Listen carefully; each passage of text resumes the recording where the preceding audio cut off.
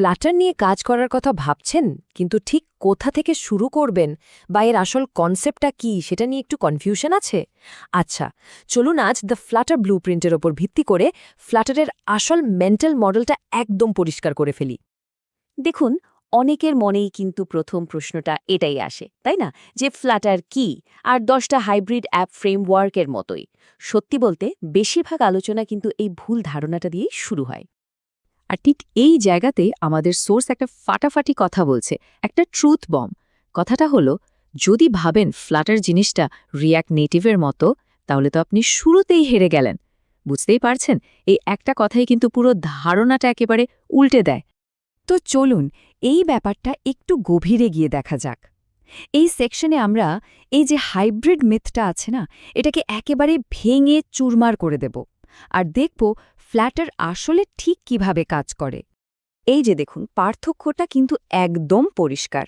একদিকে আছে সাধারণ হাইব্রিড অ্যাপগুলো, যেগুলো কি করে, ওরা অপারেটিং সিস্টেম বা ওএস এর নিজস্ব কম্পোনেন্ট ব্যবহার করে আর সেগুলোর সাথে কথা বলার জন্য একটা ব্রিজ বা সেতুর সাহায্য নেয়।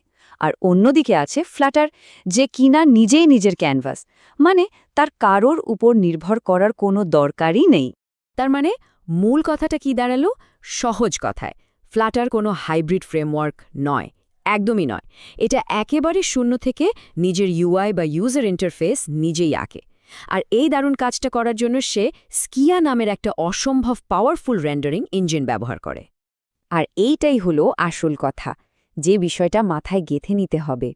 ফ্ল্যাটার স্ক্রিনের প্রত্যেকটা, আমি আবার বলছি প্রত্যেকটা পিক্সেল নিজে কন্ট্রোল করে। ভাবা যায়, এর মানে হলো ইউআইয়ের উপর তার একচ্ছত্র আধিপত্য। আচ্ছা, তো এই কন্ট্রোলের সুবিধাটা কি? সুবিধাটা কিন্তু বিশাল। যেহেতু ফ্ল্যাটার প্রত্যেকটা পিক্সেল নিজে নিয়ন্ত্রণ করে, তাই ফ্ল্যাটারে বানানো অ্যাপ অ্যান্ড্রয়েডে চলুক, আইওএসে চলুক বা অন্য যে কোনো প্ল্যাটফর্মে, দেখতে হুবহু একই রকম হবে। ইউআই নিয়ে কোনো ইনকনসিস্টেন্ট হওয়ার সুযোগই নেই। কিন্তু শুধু দেখতে দারুণ হলেই তো চলবে না, তাই না? পারফরম্যান্সও তো চাই। তো চলুন পরের সেকশনে আমরা দেখব ফ্লাটার কিভাবে নেটিভ অ্যাপের মতো সেই রকম একটা পারফরম্যান্স দেয়, যেটা ওকে বাকিদের থেকে একদম আলাদা করে দেয়। এখানে দেখুন কয়েকটা পয়েন্ট আছে। প্রথমত, একটাই কোড বেস। দ্বিতীয়ত, পারফরম্যান্স একদম নেটিভ অ্যাপের মতো। আর এর মূল কারণ হল ডার্টকে এওটি বা আহেড অফ টাইম কম্পাইল করা হয়, যার মানে কি? মানে হল এটা সাংঘাতিক ফাস্ট। এই যে এত পারফরম্যান্স, এর পেছনের সিক্রেট ইনগ্রেডিয়েন্টটা কি? একটাই উত্তর, ডার্ট ল্যাঙ্গুয়েজের এওটি বা আহেড অফ টাইম কম্পাইলেশন। ফ্ল্যাটারের গতির পুরো খেলাটাই কিন্তু এখানে। এখন প্রশ্ন হল, এই এওটি জিনিসটা আসলে কি? খুব সহজ করে বললে এর মানে হল ডেভেলপারের লেখা ডার্ট কোডটা অ্যাপটা ফোনে চলার আগেই সরাসরি নেটিভ মেশিন কোডে কনভার্ট হয়ে যায়। এর মানেটা কি? এর মানে হলো এখানে কোনো ব্রিজ নেই, কোনো ইন্টারপ্রেটার নেই, মানে পারফরম্যান্স কমানোর মতো কোনো মাঝখানের লোক নেই। আছে শুধু পিওর নেটিভ স্পিড। বেশ, টেকনোলজিটা তো বোঝা গেল, কিন্তু একজন ডেভেলপার হিসেবে ফ্লাটার নিয়ে কিভাবে ভাবতে হবে, কাজটা কিভাবে করতে হয়, চলুন এবার ডেভেলপারদের মাইন্ডসেটটা একটু বোঝার চেষ্টা করি।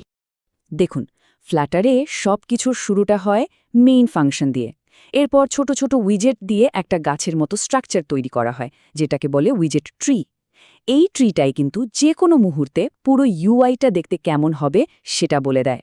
আর সবচেয়ে জরুরি পয়েন্টটা হলো, এই ট্রিটা কিন্তু অপরিবর্তনীয়, মানে ইমিউটেবল। তার মানে ইউআই বদলাতে হলে পুরনো ট্রিকে এডিট করা হয় না, বরং নতুন ডেটা দিয়ে একটা ব্র্যান্ড নিউ ট্রি তৈরি করা হয়। এই কনসেপ্টটা কিন্তু খুব গুরুত্বপূর্ণ। আর এখানেই আসে ডিক্লারেটিভ ইউআই এর ধারণাটা। এর মানে কি? মানে হলো, একজন ডেভেলপারের কাজ শুধু এটা বলে দেওয়া যে কোনো একটা নির্দিষ্ট স্টেটের জন্য ইউআই দেখতে কেমন হবে, ব্যাস। সেই ইউআইকে কিভাবে সবচেয়ে ভালোভাবে স্ক্রিনে আঁকতে হবে, সে কঠিন দায়িত্বটা ফ্ল্যাটার নিজেই নিয়ে নেয়। আর বিশ্বাস করুন, এটা কিন্তু চিন্তা ভাবনার দিক থেকে একটা বিশাল পরিবর্তন।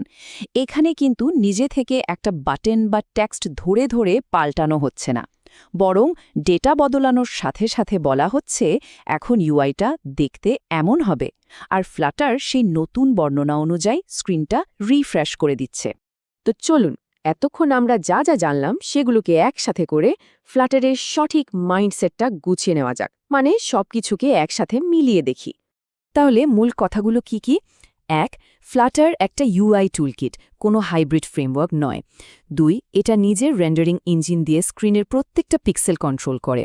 3. সেরা পারফরম্যান্সের জন্য এটা সরাসরি নেটিভ কোডে কম্পাইল হয়। আর 4. ডেভেলপারের কাজ হলো ডিক্লারেটিভ উপায়ে UI এর বর্ণনা দেওয়া। এই 4টি পয়েন্টই হলো ফ্লাটারের আসল ব্লুপ্রিন্ট।